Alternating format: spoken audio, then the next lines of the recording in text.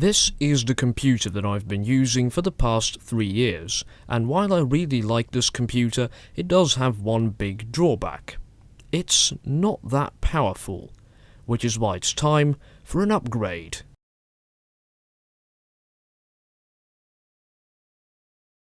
So here's the spec sheet of the computer in its current state. The graphics card is actually fine. The Radeon R7 260X is still a pretty okay graphics card, and since I play games on a low resolution screen anyway, the GPU isn't a problem at all. The real problems are the CPU and the RAM. 4GB of RAM just fills up too quickly, and that dual-core CPU really cannot keep up when I'm editing a 1080p video. So the CPU and the RAM will be replaced. And since the CPU that I want uses a different socket, the motherboard also needs to be replaced. Now let's take a look at the shiny new hardware that we're going to put into this PC. For the CPU, I decided to go with the AMD Ryzen 5 1600. This mighty 6-core CPU will handle video editing just fine. Then the RAM will be replaced by this 8GB stick of DDR4 2400 memory from Crucial, and for the motherboard I opted for the ASUS A320MK Prime. Not only is it a very affordable board, it's also one of the few motherboards in its price class that have a PCI Express 16X slot in the right place. More about that later on. Of course, in order to upgrade the computer, the old hardware must be taken out first. I started off by removing the top panel of the computer. This allows for removal of the optical drive.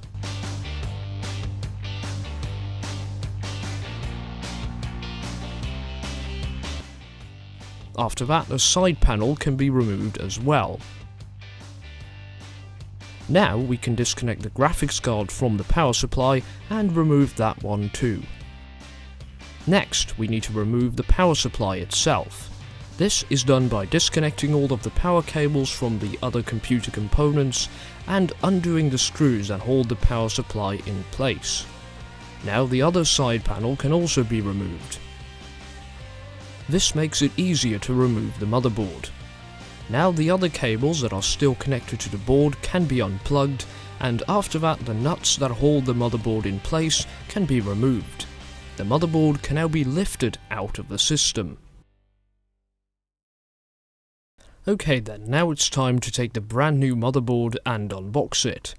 The motherboard can then be put right on top of its own box.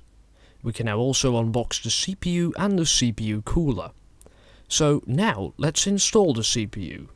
The CPU should be carefully handled since there are delicate pins on it that should not be damaged. Installation of a CPU is pretty straightforward. Make sure that the triangle on the CPU lines up with the triangle on the socket.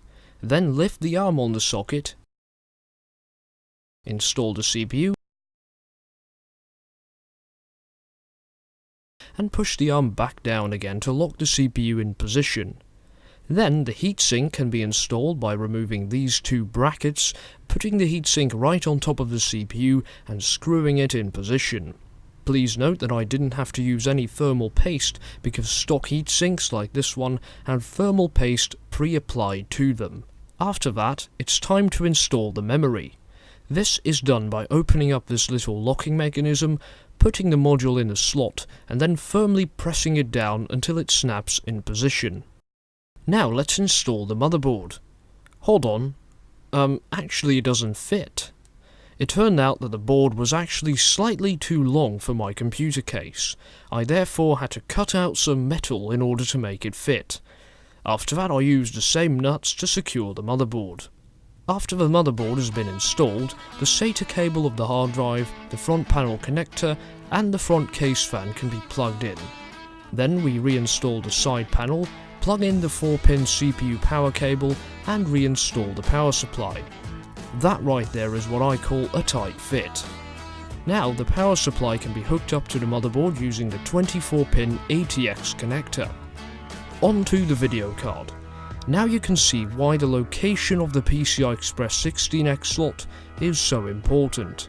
Most motherboards have their video card slot somewhere down here, which would not fit since the hole for the video card in this DIY computer case is located here, so I needed a motherboard with the PCI Express slot in the right place. The video card can be slotted in place and connected to the power supply. Now, all that's left to do is to install the other side panel, the optical drive, the RGB LED strip, and of course the top panel, and now the computer is done. Now, let's see if it actually works. As you can see, it boots up without any issues. Now, I upgraded the hardware with the intention to make my computer more powerful. Let's see if that is actually the case. This is a program called Cinebench R15. This is basically a program that measures how powerful your CPU is. My old CPU got about 150 points, so now let's see how many points the new CPU gets.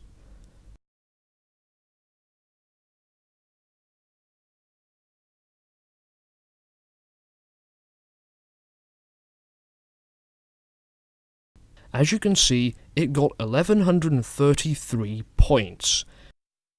That is more than 7 times as many points as my old CPU. This CPU and the bigger amount of RAM are going to make my life quite a bit easier. 1080p video editing will now be smooth and fast. Well, anyway, I hope you've enjoyed this video, and thank you for watching.